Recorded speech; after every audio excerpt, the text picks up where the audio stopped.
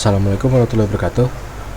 Perkenalkan, nama saya Muhammad Ramadan Yusril, dan pada kesempatan kali ini saya akan memberikan penjelasan sedikit tentang social engineering.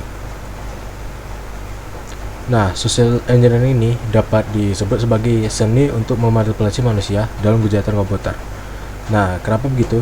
Karena social engineering ini merupakan bentuk kejahatan komputer yang mengandalkan manusia, yang memanipulasi manusia daripada kerentanan teknis dari sistem tersebut. Nah, ini merupakan seni untuk memanfaatkan psikologi dari manusia untuk mendapatkan informasi-informasi rahasia seperti akses sistem atau data, atau melakukan tindakan jahat yang lainnya. Nah, untuk social engineering ini memiliki dampak yang pertama, yaitu kehilangan data sensitif. Nah, penyerangan social engineering ini dapat mengakibatkan pencurian data pribadi, keuangan atau bisnis, serta file-file ataupun data bisnis yang dapat digunakan untuk kejahatan lebih lanjut. Nah, untuk yang selanjutnya itu dia dapat juga menimbulkan kerugian secara finansial, seperti korbannya itu dapat mengalami kerugian finansial jika informasi keuangan mereka disalahgunakan, seperti data ID ATM dia dan lain sebagainya. Nah, pada social engineering ini memiliki beberapa teknik, yaitu yang pertama phishing. Nah, di teknik phishing ini penyerang mengirimkan pesan palsu yang tanpa asli atau seperti mengatasnamakan orang lain, seperti itu. Biasanya itu melalui email,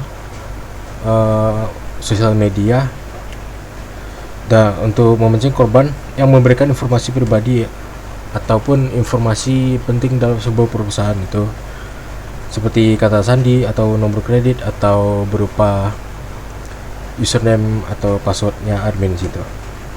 Nah, selanjutnya itu pretexting. Nah, pada pretexting ini penyerang ini membuat alasan palsu atau cerita yang meyakinkan untuk mendapatkan informasi sensitif dari si korban. Nah, sedangkan untuk yang baiting ini penyerang menawarkan sesuatu yang menarik, seperti promo ataupun kayak pinjaman uang yang seperti yang tidak masuk akal gitu. Nah, promo itu untuk memikat korban untuk mengunduh malware atau memberikan informasi pribadi mereka. Nah, yang terakhir yaitu tailgating.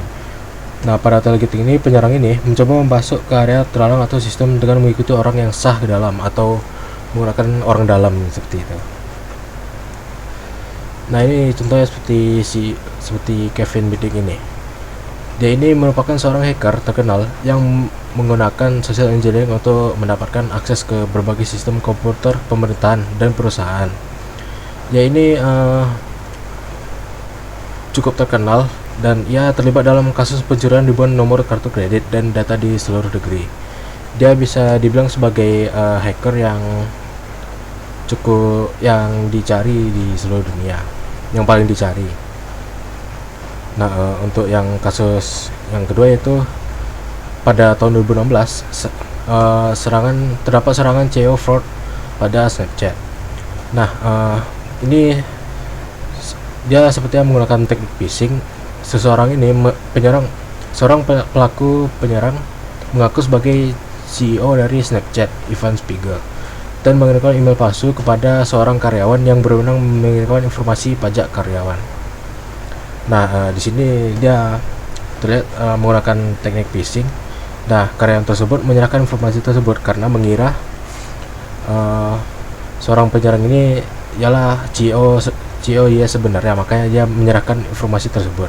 Dan penyerang ini menggunakan data tersebut untuk mengirim video palsu dan mengakses informasi pajak dari karyawan pada Snapchat ini, sehingga terjadi kebocoran data. Nah, bagaimana untuk pencegahannya? Yang pertama itu kita bisa melakukan atau melatihkan pendidikan dan pelatihan. Nah, kita bisa mengedukasi karyawan dan individu atau perorangan tentang risiko dari social engineering ini. Nah, ini merupakan langkah penting dalam pencegahan agar tidak terjadi hal-hal yang tidak diinginkan seperti yang tadi itu. Nah, selanjutnya itu kita bisa merubah kebijakan keamanan kita, yaitu Pertama yaitu menerapkan kebijakan yang mengatur bagaimana informasi sensitif ini ditangani dan dibagikan. Nah, untuk yang terakhir yaitu kita bisa melakukan pemantauan aktivitas jaringan. Nah, ini gunanya untuk memonitor aktivitas jaringan untuk mendeteksi pola yang mencurigakan.